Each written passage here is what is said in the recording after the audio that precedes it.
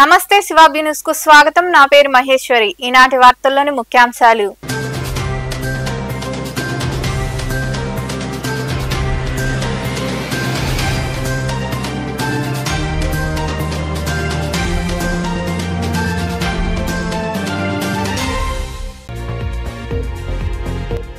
నాయుడుపేటలోని doctor BR Ambedkar గురుకుల పాఠశాలలో విషాహారం తిని విద్యార్థులకు అస్వస్థత। గూడూరు ప్రభుత్వ వైద్యశాలకు తరలించి వైద్యం అందిస్తున్న అధికారులు।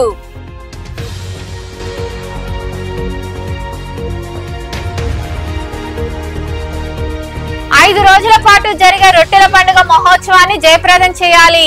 నెల్లూరులోని బారా షాహిద్ దర్గా వద్ద గోడ పత్రికలను విడుదల చేసి నూతన ఫెస్టివల్ కమిటీ ప్రమాణ స్వీకారోత్సవంలో పాల్గొని మాట్లాడిన మంత్రులు పొంగూరు నారాయణ, ఆనం రామనారాయణ రెడ్డి। గత ప్రభుత్వంలో నిలిచిపోయిన పనులను వెంటనే గుర్తించి వాటిని త్వరితగతిన పూర్తి చేయాలి।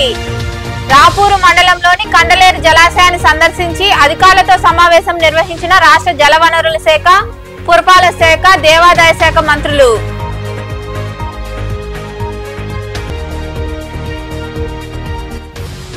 పూరి ఆలయంలోని రహస్య గదిని తెరిచిన ఒడిశా ప్రభుత్వం। ఖజానా లెక్కింపు చేపట్టనున్న 16 మంది సభ్యుల కమిటీ।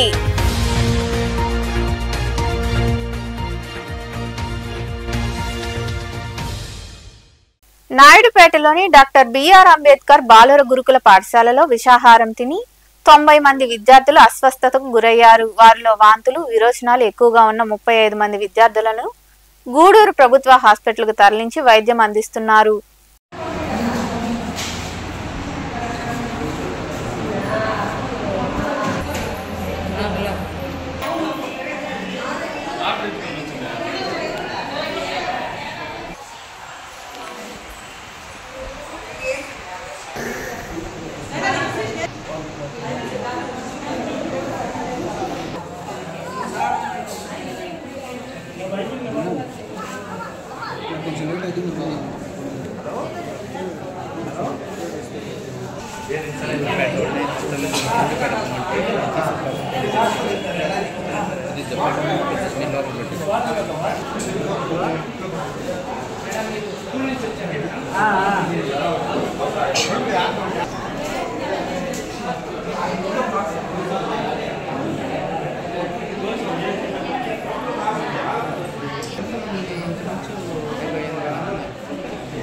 అందరూ సమన్వయంతో పనిచేసి 5 రోజుల పాటు జరిగే రొట్టెల పండుగను విజయవంతం చేయాలని మంత్రులు నారాయణ, రామనారాయణ రెడ్డి సూచించారు।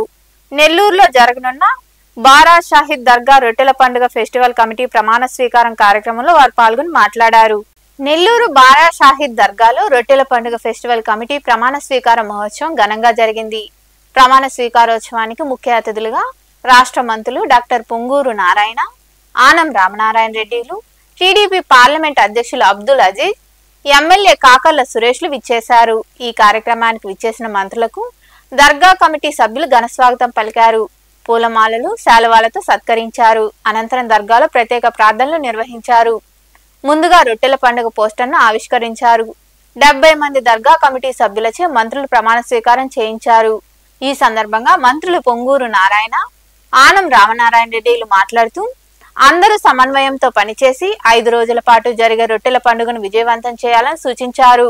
పండుగలకి లక్షలాది మందిగా వచ్చే భక్తులకి ఎక్కడా ఎలాంటి ఇబ్బంది లేకుండా దర్గా కమిటీతో పాటు జిల్లా యంత్రాంగం, పోలీసు అధికారులు, కార్పొరేషన్, సంబంధిత శాఖల అధికారులు, సిబ్బంది ఏర్పాట్లు చేయాలని మంత్రులు ఆదేశించారు।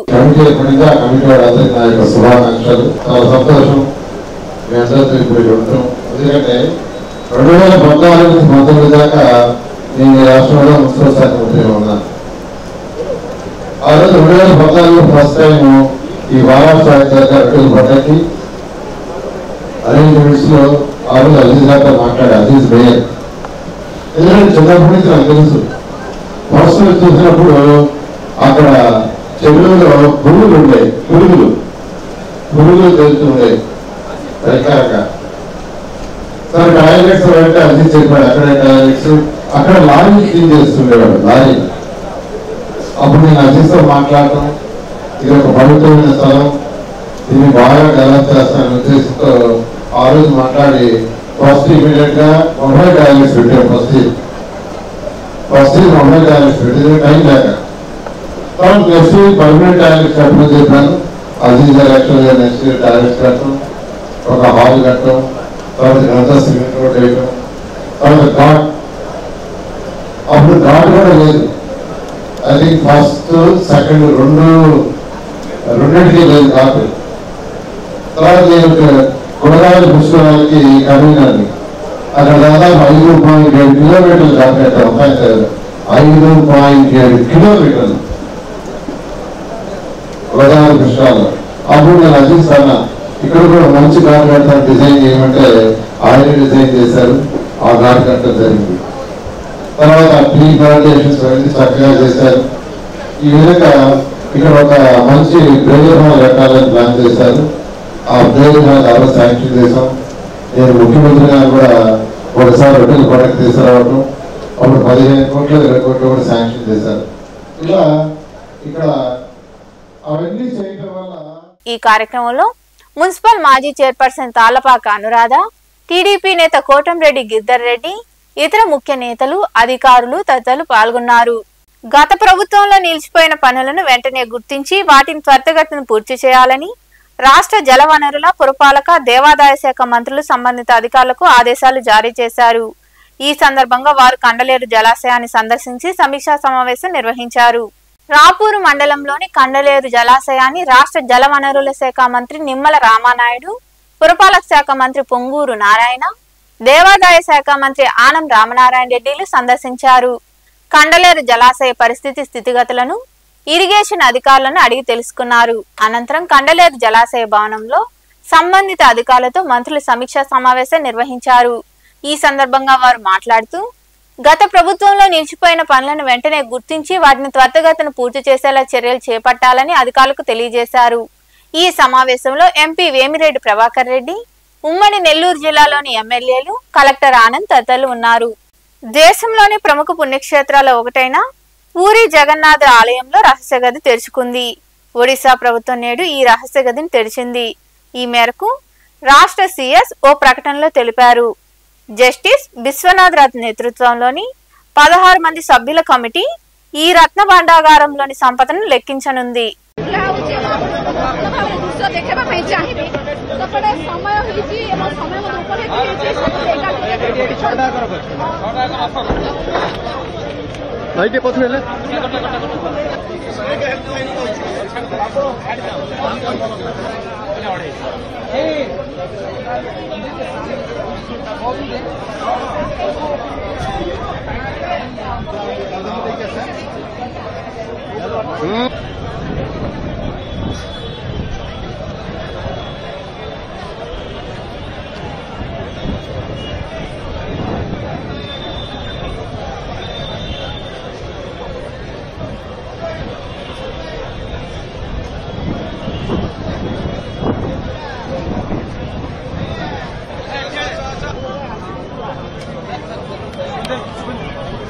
రైల్వే బ్రిడ్జ్ పై ఫోటోషూట్ భార్యాభర్తల ప్రాణాల మీదకు తెచ్చింది. రాజస్థాన్ లో పాలిలోని గోరంఘాట్ బ్రిడ్జ్ పై దంపతులు రాహుల్, జాన్వి ఫోటోషూట్ చేస్తున్నారు. ఆ సమయంలో రైలు రాగా వారు భయంతో 90 అడుగుల లోతులోకి దూకేశారు.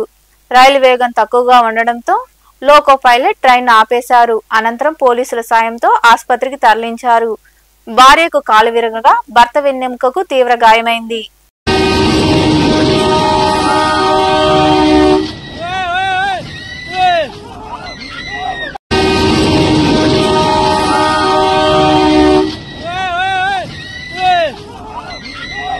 నెల్లూరు రూరల్ కందమూరు గ్రామంలో జన సైనికులు ప్రసాద్, మస్తాన్ ఆధ్వర్యంలో వేములపాటి అజయ్ పర్యవేక్షణలో జిల్లా ప్రధాన కార్యదర్శి గుణకల్ కిషోర్ ఘనంగా జనసేన పతాకాన్ని ఆవిష్కరించారు. ఈ సందర్భంగా వారు మాట్లాడారు. ఈ కార్యక్రమంలో జనసేన పార్టీ నాయకులు రాము, సుధామాధవ్, సురేష్, శేఖర్, కళ్యాణ్ తదితరులు పాల్గొన్నారు.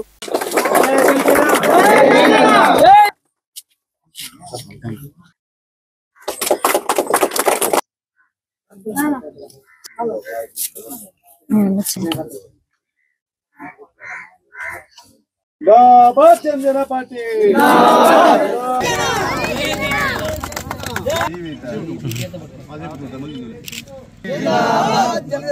పవన్ కళ్యాణ్ గారి నాయకత్వం.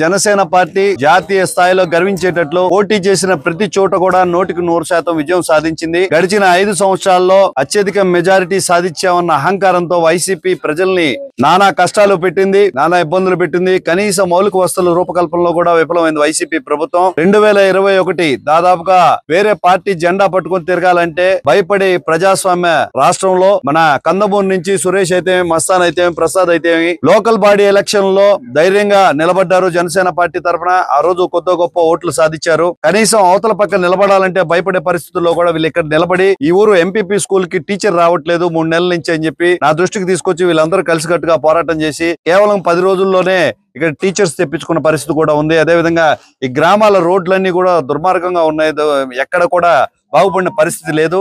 వైసీపీ పార్టీ అధికారంలోని 10 సంవత్సరాలు కూడా సీదరన్న మన ప్రజానాయకుడు సీదరన్న అధికారంలో ఉన్నప్పటికీ ఈ ఫండ్స్ రిలీజ్ చేయక గ్రామాల అభివృద్ధి నోచుకోక చాలా ఇబ్బంది పడింది. ఆ రోజు రోడ్ల విషయంలో కూడా వీళ్ళందరూ నాతో ఫైట్ చేశారు. ఇక్కడ ప్రజాప్రభుత్వం ఏర్పడింది, మంచి రోజులు వస్తున్నాయి. ఒక 3 నెలల వ్యవస్థ అంతా కూడా ఏర్పడుతుంది. ముఖ్యంగా పంచాయతీ రాజ్ వ్యవస్థలో పవన్ కళ్యాణ్ గారు, డిప్యూటీ సీఎం పవన్ కళ్యాణ్ గారు ప్రత్యేక దృష్టి సారించారు. రాష్ట్రంలో ఉన్న గ్రామాలన్నిటికి కూడా మౌలిక వసతుల సదుపాయం, అదేవిధంగా పేదలకు ఇల్లు ఇచ్చే విషయంలో కూడా అన్ని విధాల ఉపయోగకరంగా ఉంటాము. పేదలకు ఉచిత విద్య, వైద్య విధానాలు కూడా పెంపొందించేందుకు జనసేన పార్టీ తరఫున మేమంతా ముందుంటాము. ఈ రోజున ప్రతికూల పరిస్థితుల్లో మాకు మద్దతుగా నిలిచిన కందమూరు గ్రామంలో ఈ విజయోత్సవంలో జెండా ఆవిష్కరణ చేయడం జరిగింది. రానున్న రోజుల్లో ప్రతి గ్రామానికి జనసేన పార్టీ జెండా వెళ్లే విధంగా కార్యాచరణ చేసుకుంటాం. యువత అంతా కూడా జనసేన పార్టీ వచ్చిన తర్వాత తమ హక్కుల కోసం పోరాటం నేర్చుకున్నారు. వీళ్ళందరికీ కూడా మన హక్కులేంది, మన బాధ్యతలేంది తెలుసుకునే విధంగా జనసేన పార్టీని ముందుకు తీసుకెళ్తాం. వార్తలు ముగించే ముందు ముఖ్యాంశాలు మరోసారి.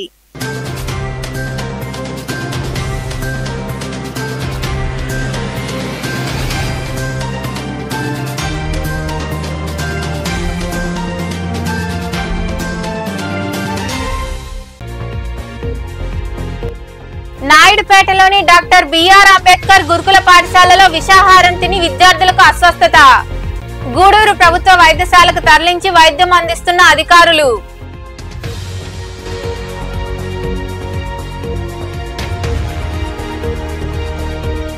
ఐదు రోజుల పాటు జరిగే రొట్టెల పండుగ మహోత్సవాన్ని జయప్రదం చేయాలి. నెల్లూరులోని బారాషాహి దర్గా వద్ద గోడ పత్రికలను విడుదల చేసి నూతన ఫెస్టివల్ కమిటీ ప్రమాణ స్వీకారోత్సవంలో పాల్గొని మాట్లాడిన మంత్రులు పొంగూరు నారాయణ, ఆనం రామనారాయణ రెడ్డి. గత ప్రభుత్వంలో నిలిచిపోయిన పనులను వెంటనే గుర్తించి వాటిని త్వరితగతిన పూర్తి చేయాలి. రాపూరు మండలంలోని కండలేరు జలాశయాన్ని సందర్శించి అధికారులతో సమావేశం నిర్వహించిన రాష్ట్ర జలవనరుల శాఖ, పురపాలక శాఖ, దేవాదాయ శాఖ మంత్రులు.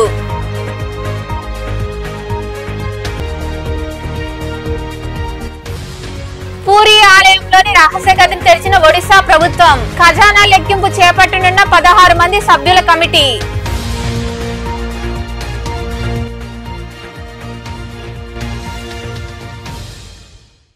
ఈ వార్తలు ఇంతటితో సమాప్తం. తిరిగి ప్రసారమయ్యే శివాబీ న్యూస్ లో మళ్ళీ కలుద్దాం. అంతవరకు సెలవు, నమస్తే.